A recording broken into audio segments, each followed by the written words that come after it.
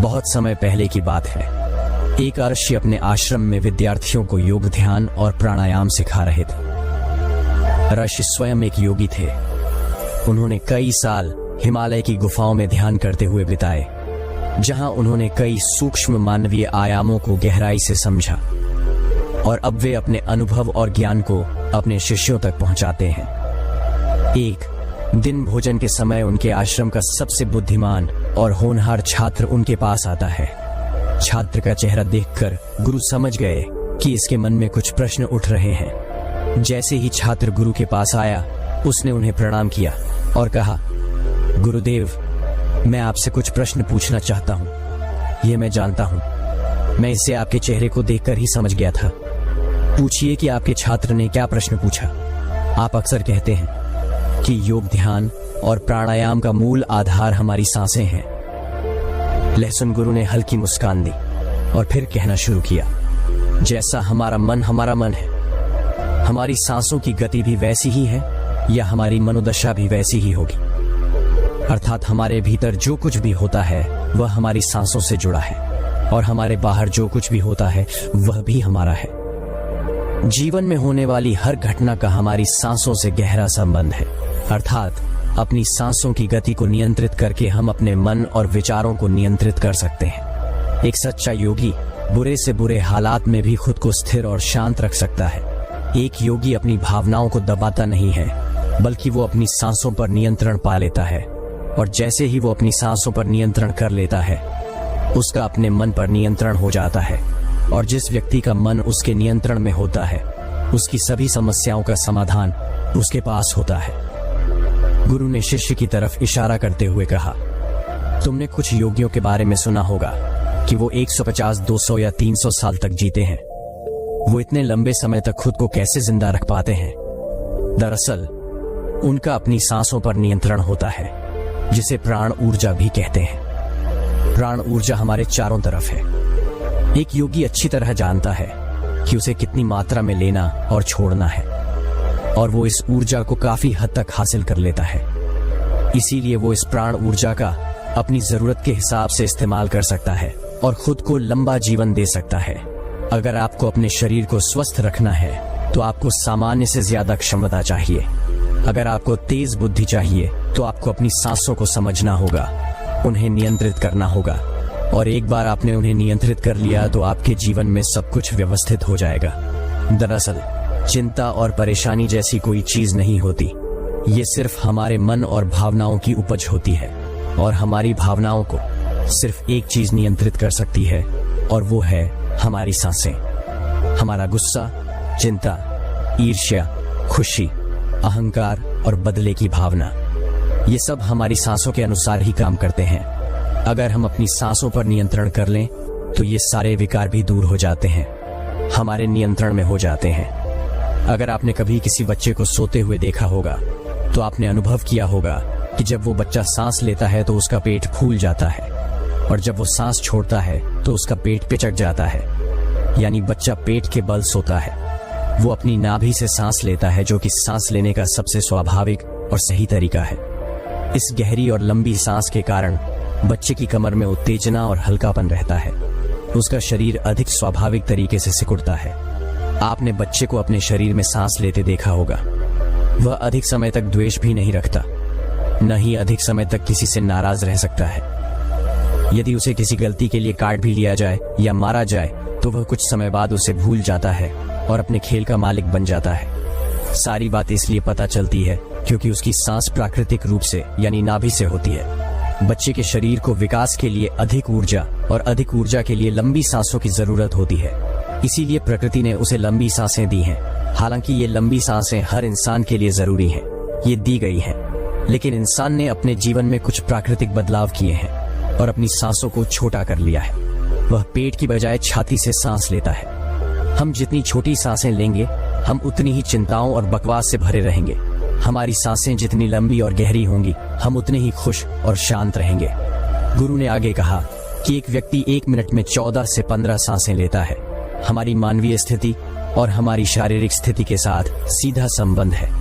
यदि 1 मिनट में ली जाने वाली सांसों की संख्या 11 से कम है अगर हम जाएंगे तो हमें अपने आसपास हो रही बहुत सी चीजें समझ में आने लगेंगी, यानी जानवरों की आवाजें हमें स्पष्ट होने लगेंगी। आपने सुना होगा कि शेर और बाघ जैसे प्यारे जानवर भी किसी योगी के सामने आते ही पालतू बिल्ली की तरह व्यवहार करने लगते हैं। ऐसा इसलिए पता चलता है क्योंकि उन योगियों ने सांसों की संख्या कम करके जानवरों की आवाजों, उनकी भावनाओं और साथियों के साथ संवाद स्थापित किया है। अगर 1 मिनट में ली जाने वाली सांसों की संख्या 9 कर दी जाए तो पेड़ पौधे जो हैं उन्हें हम फैला रहे हैं, यह समझना हमारे लिए आसान हो जाएगा। अगर हमारी सांसें 6 से कम हो जाएं, तो हमारे लिए यह समझना आसान हो जाता है कि कैसे निर्जीव चीजें धीमी हो जाती हैं। हमारा शरीर जितना अधिक स्थिर होगा, हम अपने पूरे शरीर को आराम देने पर उतनी ही कम सांस लेंगे। एक निश्चित स्थिरता वाला सितारा अपनी सांसों को नियंत्रित करके कई ऐसे काम कर सकता है जो सामान्य मानव जीवन से परे हैं। योगी परंपरा में तो यहाँ तक कहा जाता है कि घंटों तक अपनी सांस रोककर रखने से व्यक्ति पूरी तरह से नया इंसान बन जाता है। कई बीमारियां जो जानलेवा हो सकती हैं या जिनका कोई इलाज नहीं है, उन्हें केवल अपने मन और शरीर को नियंत्रित करके ठीक किया जा सकता है। अपनी सांसों पर नियंत्रण करके व्यक्ति ऐसी मानसिक स्थिति में पहुंच सकता है जहां जीवन के उतार चढ़ाव उसे परेशान नहीं कर सकते। कुछ लोगों को ये सब बातें महज कहानी लग सकती हैं, क्योंकि आमतौर पर लोग ऐसा नहीं करते और जिस चीज पर उन्हें विश्वास नहीं होता उसे वे अंधविश्वास मानते हैं। लेकिन पुरानी योगी परंपराओं को मानने वाले लोग ऐसी चीजों का इलाज कराते हैं। इन्हीं में से एक हैं स्वामी राम। स्वामी राम हिमालय की गुफाओं में रहा करते थे। उन्होंने बचपन से ही योग के रहस्यों का अभ्यास किया था। 1970 में स्वामी राम को एक अमेरिकी शोध प्रयोगशाला में भेजा गया। उन्होंने अपनी सांसों पर नियंत्रण करके अपने मन और शरीर पर सिद्धि प्राप्त कर ली थी कि वे जब चाहें और जितनी देर चाहें अपनी सांसों पर नियंत्रण कर सकते थे। मस्तिष्क की तरंगें, हृदय की धड़कन और शरीर में बह रहे रक्त को भी रोक सकती थीं। प्रयोगशाला में मौजूद डॉक्टर ने स्वामी राम के शरीर पर शोध किया और उन्हें मृत घोषित कर दिया। लेकिन इस अवस्था में भी स्वामी राम सब कुछ महसूस और सुन सकते थे। यह देखकर वहां मौजूद शोधकर्ताओं की टीम दंग रह गई और साथ ही स्वामी राम अपने शरीर में अपनी इच्छानुसार कुछ भी कर सकते थे। शोधकर्ताओं की टीम, जो कुछ समय पहले तक हिमालयी योगियों के तमाम दावों को अविश्वास और पाखंड से भरा मानती थी, अचानक उन्हें ये आंतरिक विज्ञान लगने लगा। एक ऐसा आंतरिक विज्ञान जो आम आदमी की कल्पना से परे है। माइंडफुल ब्रीदिंग इससे परे है। ये एक प्राचीन योग तकनीक है। एक योगी जिसने अपनी सांसों पर नियंत्रण पा लिया है, वो जब चाहे अपनी सांसों को रोक सकता है। स्वामी राम के अनुसार अगर आप अपनी सांसों को समझ लें तो आपके शरीर की हर चीज ठीक हो जाएगी। जो बीमारियां आज चिकित्सा विज्ञान के पास ठीक नहीं है, उनका इलाज सांसों के जरिए किया जा सकता है। सांसों के गुणों और रहस्यों को समझने के लिए स्वामी रमणी ने अपने कुछ सहयोगियों के साथ मिलकर एक टीम बनाई। गुरु ने आगे कहा कि जब सांसें अस्त व्यस्त हो जाती हैं तो आदमी आइसक्रीम भी बन जाता है, लेकिन जब सांसें शांत हो जाती हैं तो आदमी स्थिर भी हो जाता है और योगी दीर्घायु हो जाता है। नहीं, सामान्य स्थिति में हम जो सांस अंदर लेते हैं उसकी लंबाई 10 अंगुल होती है और सांस छोड़ते समय भी उतनी ही लंबाई होती है। यह 12 अंगुल हो जाती है। यहाँ 1 अंगुल का मतलब 1 अंगुल की मोटाई से है। हमारे दैनिक जीवन में बहुत कम ऐसी चीजें हैं जिनमें खाते समय बाहर ली गई सांस अंदर ली गई सांस से कई गुना लंबी होती है।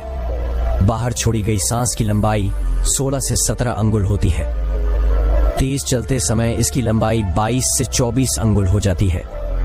दौड़ते समय बाहर छोड़ी गई सांस की लंबाई 42 से 50 अंगुल तक पहुंच जाती है। संभोग के समय इसकी लंबाई 53 से 60 अंगुल तक पहुंच जाती है। सोते समय बाहर छोड़ी गई हवा की लंबाई 42 से 50 अंगुल तक पहुंच जाती है। शास्त्रों में सांसों की लंबाई कम करने और क्रोध पर नियंत्रण रखने का उल्लेख किया गया है, क्योंकि यह हमारी जीवन शक्ति है। जब प्राण शक्ति से उनकी लंबी उम्र का राज पूछा गया तो उन्होंने 2 ही बातें बताई। पहली, वे नाभि तक पूरी सांस लेते थे और दूसरी, वे टेलबोन तक गहरी सांस लेते थे।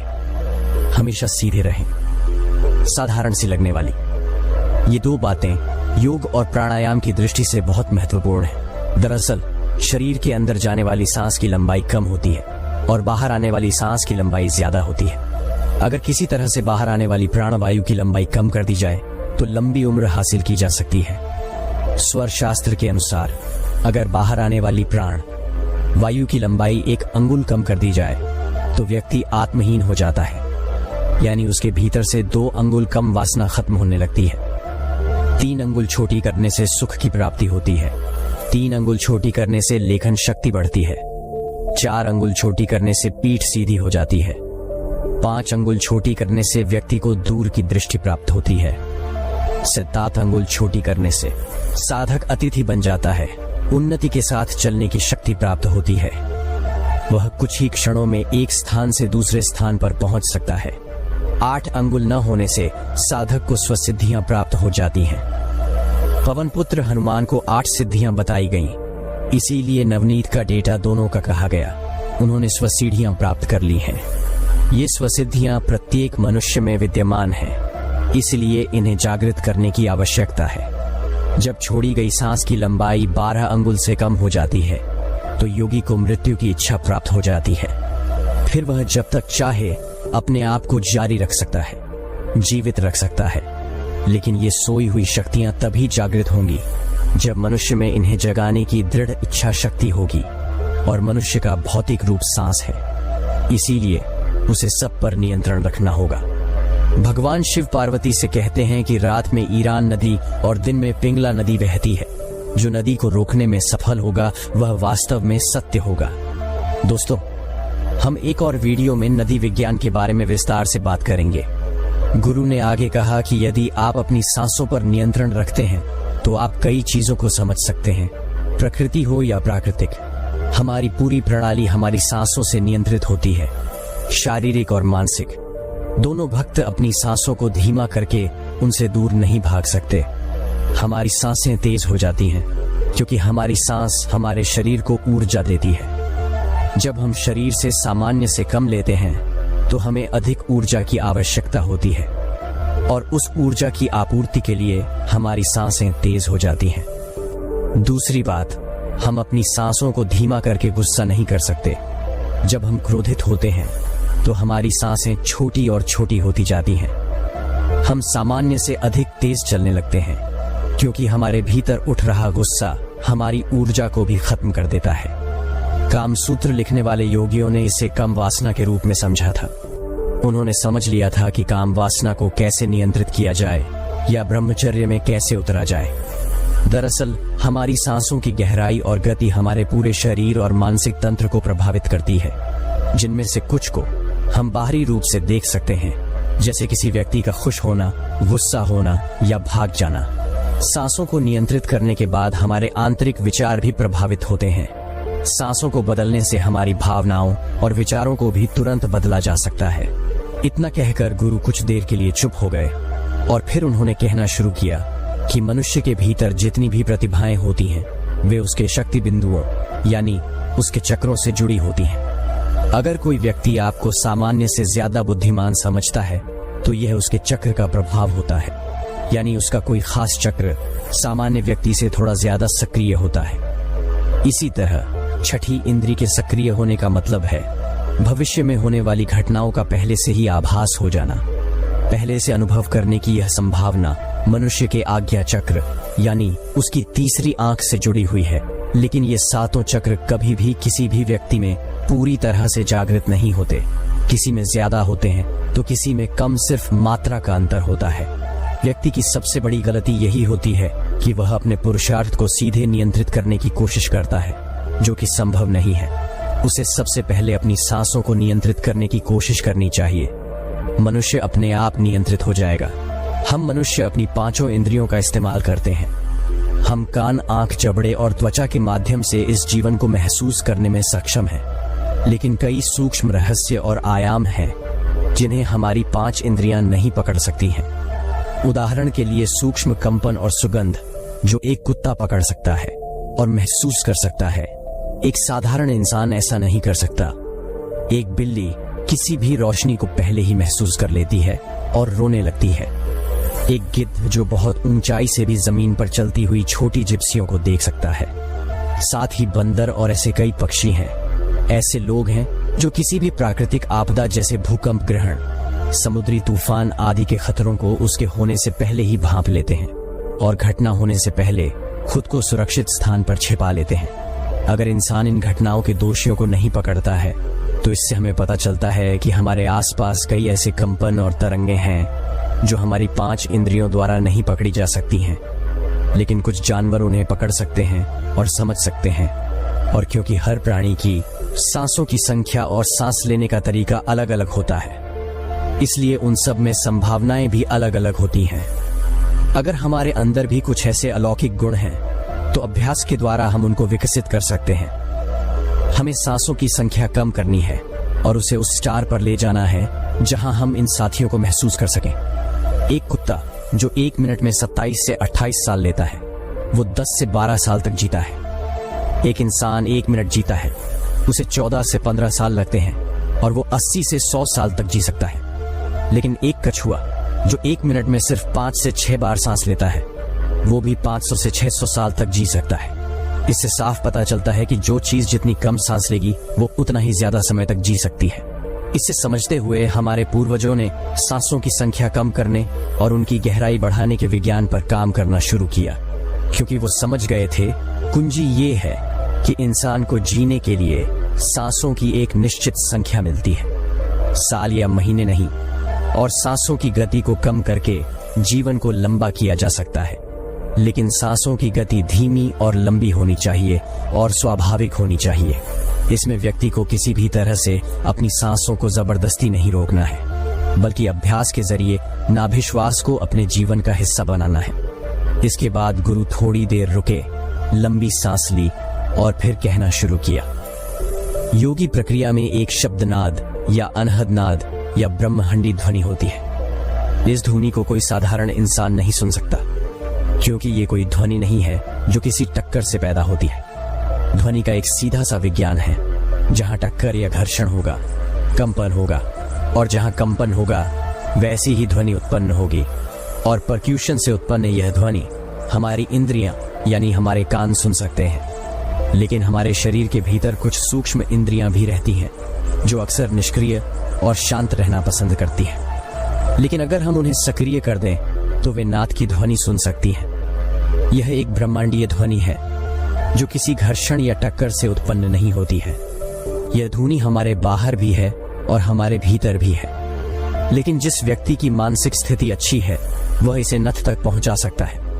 जो लोग इस तक नहीं पहुंचे उनके लिए यह ध्वनि केवल एक काल्पनिक मात्रा हो सकती है, लेकिन आप चाहें तो उचित अभ्यास के माध्यम से इसे सुन सकते हैं। शिष्य ने कहा, लेकिन गुरुदेव वह अभ्यास क्या है? गुरु ने कहा, सबसे पहले आपको हर दिन कुछ समय के लिए एकांत में बैठना चाहिए। अपनी सांसों पर ध्यान दें। देखें कि आपकी सांस पेट से आ रही है या पेट से। धीरे धीरे समय के साथ आपकी सांसों का केंद्र आपकी नाभि से नीचे चला जाएगा, यानी अब आपकी सांसें आपकी नाभि के नीचे से आ रही होंगी। लेकिन दिन में आपकी सांसें बिना ध्यान दिए और बिना आपके प्रयास के स्वाभाविक रूप से आएंगी। लेकिन रात में आप अपनी उसी पाल के साथ नदी में नीचे की ओर बढ़ने लगेंगे तो आपको नाद की ध्वनि सुनाई देने लगेगी। लेकिन याद रखें, इस अवस्था को प्राप्त करना इतना आसान नहीं है। इसके लिए बहुत प्रयास और अभ्यास की आवश्यकता होती है। दोस्तों, आदत के कारण जब हम हल्की और छोटी सांस लेते हैं तो हवा हमारे ऊपरी फेफड़ों तक ही सीमित रह जाती है, जिससे हमारे शरीर में कम ऑक्सीजन पहुंचती है और कार्बन डाइऑक्साइड जमा होने लगती है। शरीर का माध्यम अम्लीय हो जाता है, जो हमारी बीमारियों का कारण बनता है। रोग प्रतिरोधक क्षमता कम हो जाती है, हमारी दृष्टि कमजोर हो जाती है, हमारी बौद्धिक और शारीरिक क्षमताएं भी कमजोर होने लगती हैं और हमारा शरीर धीरे धीरे रोगग्रस्त होने लगता है। लेकिन जब हम गहरी और लंबी सांस लेने का अभ्यास करते हैं तो इससे हमारे फेफड़ों के निचले हिस्से में भी ज्यादा हवा पहुंचती है और न सिर्फ हमारे शरीर को ज्यादा विकल्प मिलते हैं, बल्कि हमारे निचले फेफड़ों में जमा गंदगी भी बाहर निकलने लगती है। कुछ ऐसी गंदगी हमारे शरीर में जमा हो जाती है जो पेशाब या मल के जरिए बाहर नहीं निकल पाती है। इसे हवा के जरिए ही शरीर से बाहर निकाला जा सकता है। साथ ही गहरी सांस लेने से हमारी चिंता और मानसिक तनाव भी कम होता है और हम खुश रहने लगते हैं। गहरी सांस लेने के बहुत सारे मानसिक और शारीरिक फायदे हैं। ध्यान में प्रवेश करने का सबसे सरल तरीका है हमारी सांसें। वे सांसें जिनसे हमारा यह समस्त स्थूल शरीर प्राणम है, जीवित है, कार्य कर रहा है। बिना सांसों के हमारे इस स्थूल शरीर में तनिक मात्र भी हलचल नहीं होगी, और जैसी हमारी सांसें होती हैं वैसा ही हमारा यह स्थूल शरीर रिएक्ट करता है। बहुत से लोग सांसों के बारे में बहुत कुछ बताते हैं, परंतु सांसों की गति कैसी होनी चाहिए और प्रत्येक सांस का हमारे इस स्थूल शरीर पर क्या प्रभाव पड़ता है, इसके बारे में बहुत कम लोग ही बता पाते हैं। दोस्तों, कोई भी व्यक्ति, चाहे वह आम आदमी हो या कोई आर्ष्य मुनि, बिना सांसों के उसका जीवित रहना असंभव है, और उसके जीवन में हो रही प्रगति भी उसकी सांसों का ही परिणाम है। जब आप ध्यान करने बैठते हैं तो आपकी सांसें जब तक स्थिर नहीं होंगी तब तक आप ध्यान में प्रवेश नहीं कर पाएंगे। इसलिए अपनी सांसों को स्थिर करना बहुत आवश्यक है।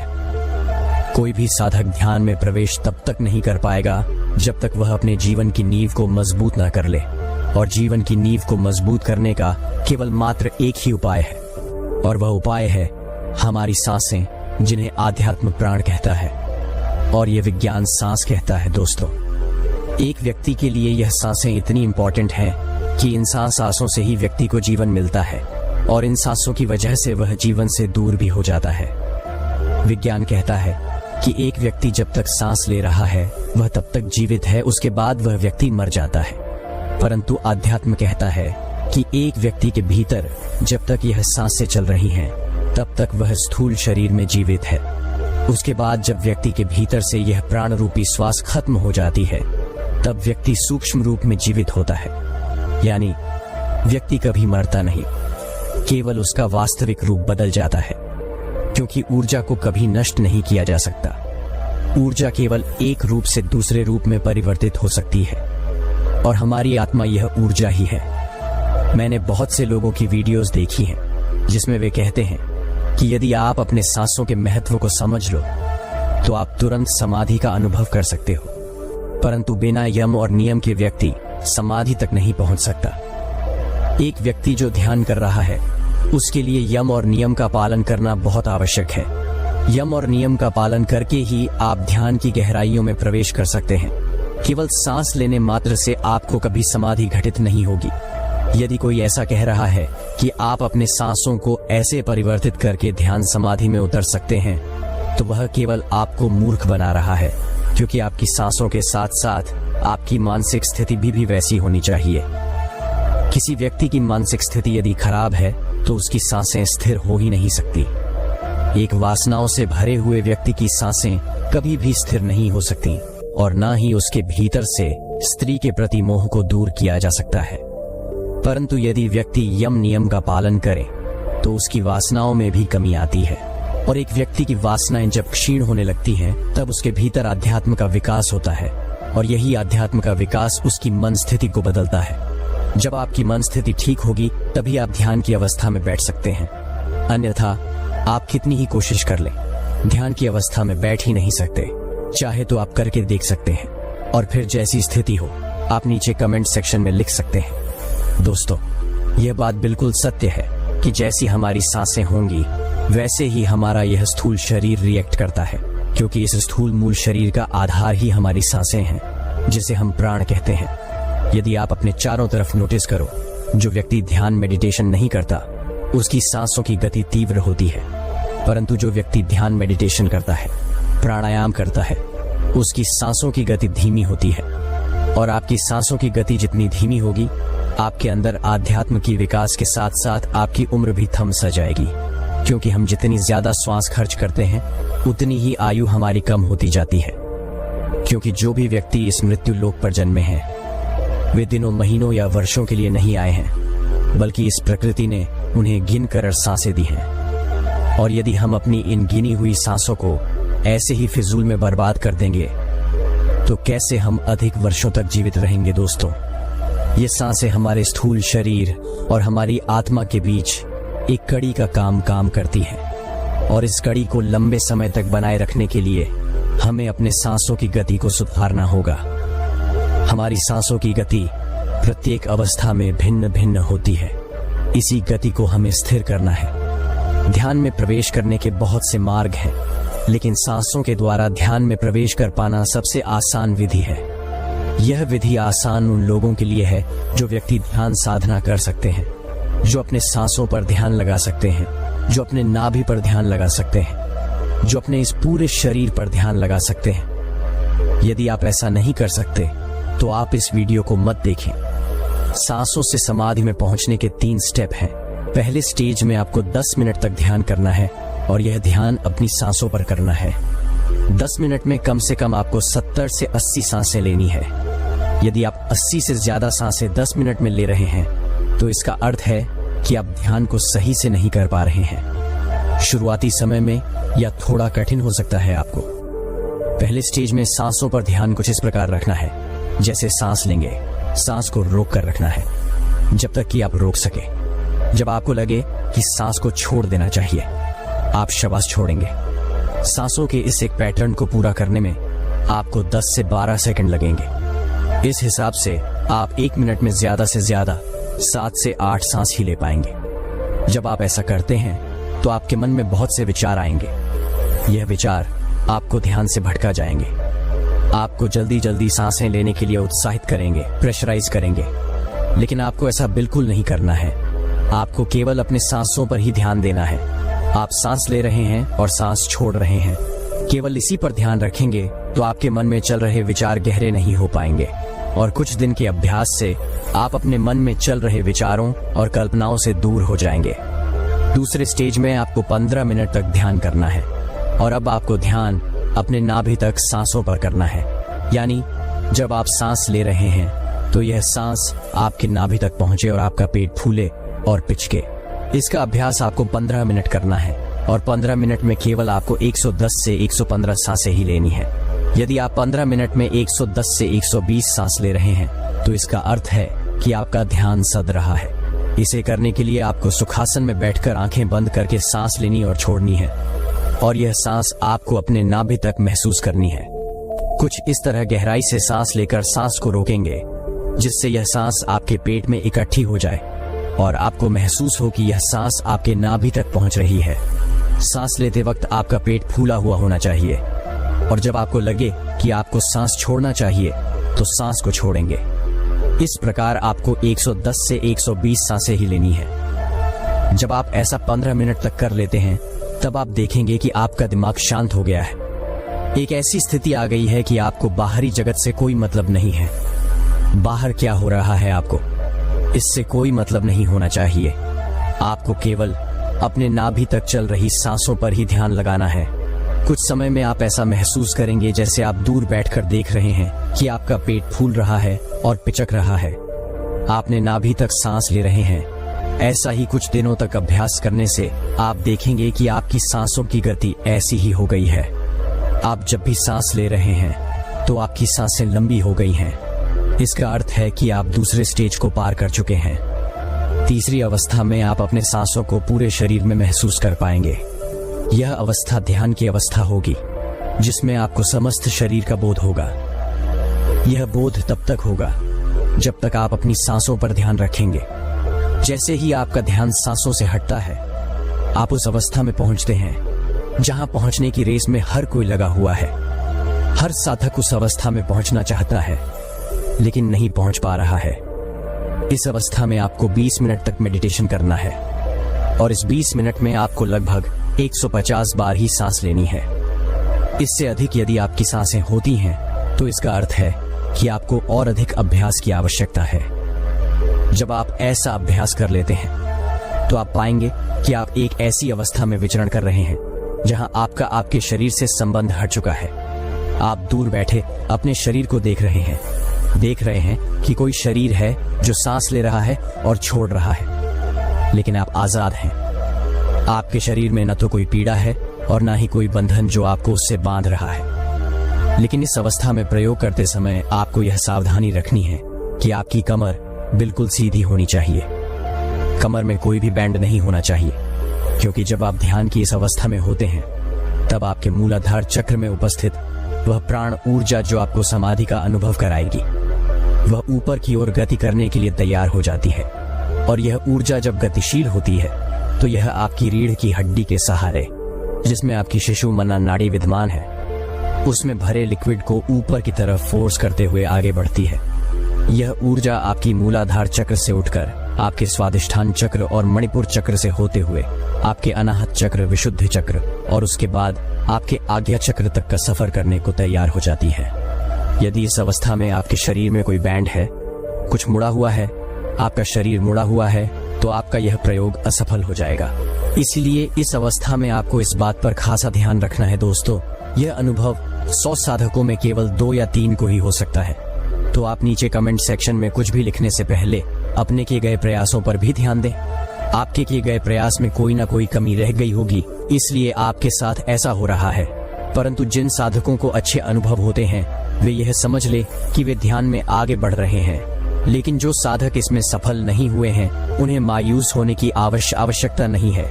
यदि उन्हें ध्यान करते वक्त परम शांति महसूस हुई हो, ध्यान करते वक्त वे स्वयं को देख पाए हों, आती जाती सांसों को साक्षी भाव होकर देख पाए हैं, तो वे यह समझ ले कि वे ध्यान में आगे प्रगति कर रहे हैं। और धीरे धीरे उनके जीवन में भी यह समाधि की अवस्था जरूर आएगी। दोस्तों, समाधि की अवस्था को एक्सप्लेन करना थोड़ा कठिन है, क्योंकि इसका अनुभव प्रत्येक व्यक्ति को भिन्न भिन्न स्तर पर होता है। आपको किस स्तर पर हुआ है, इसका अनुभव केवल आप ही बता सकते हैं।